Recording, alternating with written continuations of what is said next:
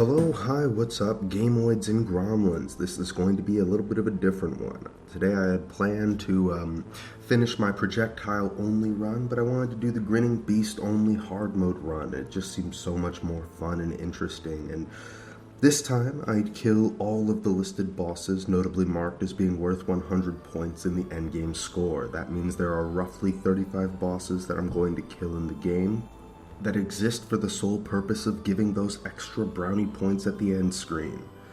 So we're going to hunt down each and every one. Lee's form, Grinning Beast, is actually a really powerful stance that lasts 4 to 8 rounds and costs only 5% of her stamina to maintain. She only gains access to her special abilities while she's in this form, so we're going to need plenty of stamina recovery items. To that end, Sam will be her personal cooler, providing her with whatever refreshing beverages she may need in combat. Now, let's ask the age-old question. Can Lee beat Look Outside with only her Grinning Beast form?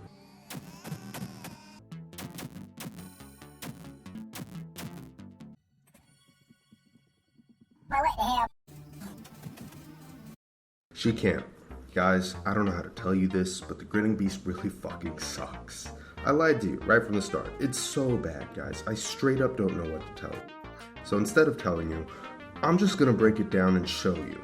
Lee's Grinning Beast form is, on paper, really fucking sick. The boss fight is awesome and serves as an excellent introduction to the game. If done properly, she will be the first or second boss you encounter in the game properly. Normally, when you recruit a boss as a party member in RPGs, you expect them to suck rocks, but Lee's actually not that bad. The problems arise with how front-loaded her usefulness is. She's great as a party member when you only have the kids, Joel, Sophie, or Rat Baby, and no other party members. After you get any filler, literally any filler, Helen, Dan, Ernest, Papa Peen, or Colleen and Max, Morty, Roaches, fucking Roaches, man, Audrey even. They replace her. She has seen the end of her use the second you recruit any other adult person. Sophie and Joel need to scale, and Rat Kid kinda sucks too unless you know how to optimize him, but Lee? Right there at the bottom 2 slot for the worst party members. Grinning Beast already cost 5 stamina to use, and then it ends her turn. This does not count as one of your 4 to 8 rounds that you get to be the Grinning Beast, but the immediate next turn does, and you have no control over who she attacks, and she's on the fucking list. I have no clue what the percentage chance is for targeting, but it cannot be completely even. In my 4 hours of delightful experience, I can safely say that Lee must have a past experience in self-harm because she has killed herself no less than 2 times and hit herself more than any other possible option given the opportunity. That being said, her optics are great. Fantastic starting health, really good defenses to begin with. The Grinning Beast takes less damage when she's in that form. She has resistance to stun and paralysis. Her basic attacks hit twice and have a decent bleed chance. On whatever melee weapon you give her, she scales based on that attack stat. So on paper, she sounds goated with the sauce. The problem is that even though she looks like she rips on paper, you take any other character, Morton, Helen, Papano, they will always outdamage her because they don't take 2 turns to get online, and their damage can be whatever you want it to be. Like, take Morton for example. You give him Severed Hand, you get lucky, he can attack twice automatically. That's amazing. You give him any weapon, he's already online. He doesn't take any extra turns, he doesn't need to scale, he just rips right off the bat. You look at Lee, you cannot change her damage type. She will use whatever animation of the weapon you give her is, but it will always come out to slashing damage. And slashing damage isn't great. She doesn't get her first real actually damaging ability until she's level 8, which really sucks because it deals piercing damage and would actually make playing her at the start of the game really palatable. She starts at level 5, and even though she has good stats, slashing fucking sucks in the early game.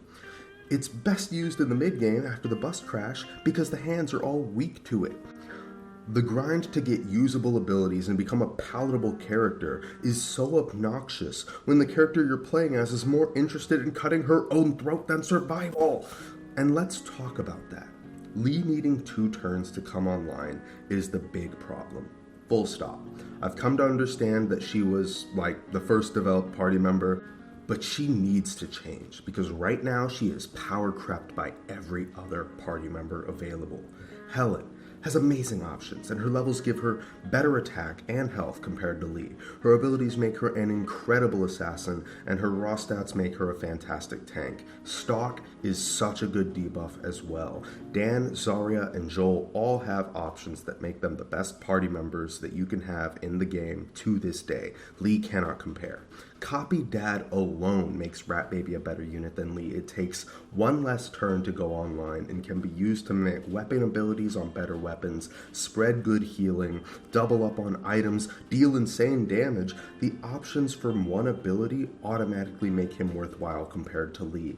Sophie has the best access to debuffs of all of the companions. The only one who can compare is Roaches, and I did a run already showing off that Roaches are fucking cracked out of their goddamn gourd because of Thunder Roach and Acid Missile alone. I didn't even use Roaches properly because their Roach Shield ability makes them an insane tank in their own right. I won't even disrespect Morton by mentioning her in the same breath as him again. That's already my king. Top tier, as far as I'm concerned. Papanu and Ernest both fill out niches as tanks and supports and are still able to dish out at least decent damage while supporting their team with healing and buffs. They're both incredible to have in any party on any run. And Audrey, the newest party member, a walking stat stick, outsticks Lee's stats on any day. Audrey's insane health and stamina pools make her one of the best tanks and item supports in the game. Now that she has armor options from certain enemies, she has only gotten better. But Lee? The Grinning Beast? What does she really bring to the table? A 40% chance to confuse enemies and execute on stunned enemies, where stun is the literal worst form of enemy stopping crowd control in the game. Stun rarely even lasts until the end of the turn you inflict it, let alone until after Lee can move to get the max damage on Devour. God forbid we bring up that damn near every boss resists stun as well, not to mention that Scream, her stunning ability, has a 70% chance to stun, which sounds super amazing. That sounds incredible. Until you read further and find out that it can also stun your allies. So you potentially sacrifice your party's damage for the sake of Lee dealing damage, which is almost never worth it compared to the alternative. The alternative being that everyone just shoots whatever you just spent 4 turns setting this up against for 4 straight rounds instead. Yes, you heard me right.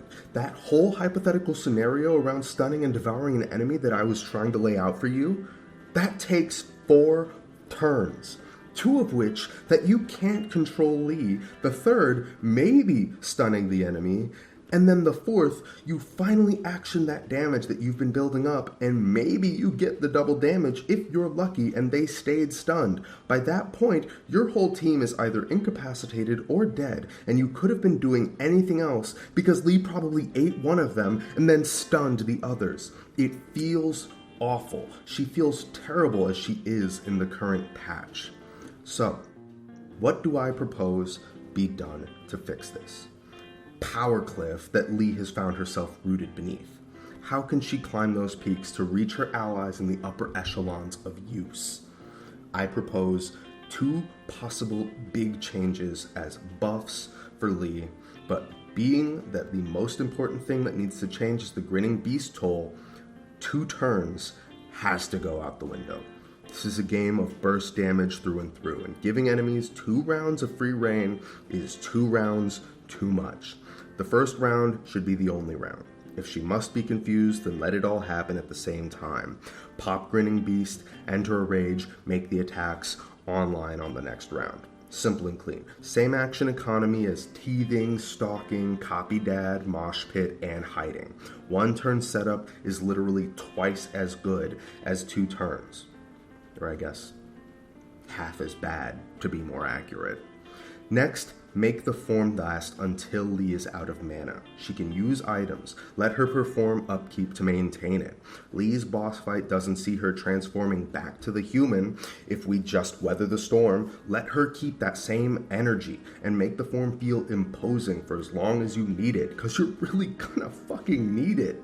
Apparently, Lee takes half damage as Grinning Beast, but I found a very weird instance that makes the defense buff only occur after the first turn. The image will get replaced. She goes from Lee to Beast in her nameplate, but she still takes the same amount of damage as she would as Lee. That's probably a bug and should get fixed, because I really hate taking 60 damage instead of 30 when I really shouldn't be. Now, the first of the two major changes to the form's functionality that I offer is to make it a true hyperform. Lee is an ex-retail worker who's gone off the deep end, letting all of her frustrations out. She's mutated to constantly have a retail smile on her face, but displays high levels of aggression and fierce independence. Let her really show that off.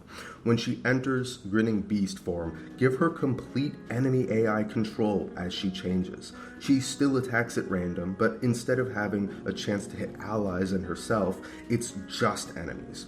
She can use her abilities and make attacks as she sees fit. You still have a wild card that you can't control and provides nothing but offense, but you no longer risk that on your team. You can specialize in buffing and supporting her if that's really your style, because that's Lee's whole fantasy. She wants to deal damage and tear through enemies, even at the expense of her allies, so let her off the leash. The other plan that I had is a bit simple. It's basically just to improve her stats drastically over time, but only let her have those stats when she enters the Grinning Beast form. She should still take reduced damage while transformed, and in fact, I think she should also have bonus damage while we're at it. But you should make it so that when Lee transforms, she gains the effectiveness of her accumulated level growths all at once. Drastically more health, drastically more defense and ballistic defense, drastically more attack, drastically more agility, more luck, more crit rate, things like that. She goes from a regular person to a real monster. Make it really worth using the Grinning Beast. Of the two available options, I think the first is absolutely my favorite. Something about a Berserker character has always been interesting to me, I'll admit, to a bit of a cardinal sin here. Sometimes when I play Atlas games like Persona or Shin Megami Tensei, I do so with the party AI on. I don't like that I do it, but the concept has always been so cool to me, even as a kid. Like, my party is made up of people who can think for themselves and do. Plus, it would just make for really interesting challenge runs and builds centered around Lee that are actually both interesting and possible. The second would, without a doubt, make her a really big threat, but I think only insofar as making her a middling party member. She still has no utility. Her damage and sustain would just be reliable for a change. I really want to love Lee. I really do love Lee. She's such a fun character. Her interactions are incredible, and I really resonate with her apeshit post-retail mindset. She's a fucking doomer and a mess, and was probably coming off of a night shift at work when the visitor struck. And it's that, or she had a nightmare about work while she was asleep. I don't know. Not sure which I think is worse. Probably the nightmare, because having a perfect retail smile for the rest of your life sounds terrible. As a matter of fact, there's probably an option there for fan fiction works. I mean, like, imagine she used to be an employee at whatever store Sam worked at as a manager, so her fever dream of them killing each other is just how she feels about him as a manager. Someone out there, go get to work on that. For now, that's all I've got to say. If you enjoyed this video, drop me a comment, and if you want to try out this prospective hard mode Grinning Beast run yourself, I bid you luck. You're a stronger person than me. I'm not gonna fucking do it, and if I do, it's probably going to be like Grinning Beast with an entourage of like Ernest, Sophie, and whatever buffs I can get Sam to put on her. She needs something, guys. Well, that's all I have to say on it. Have a great day.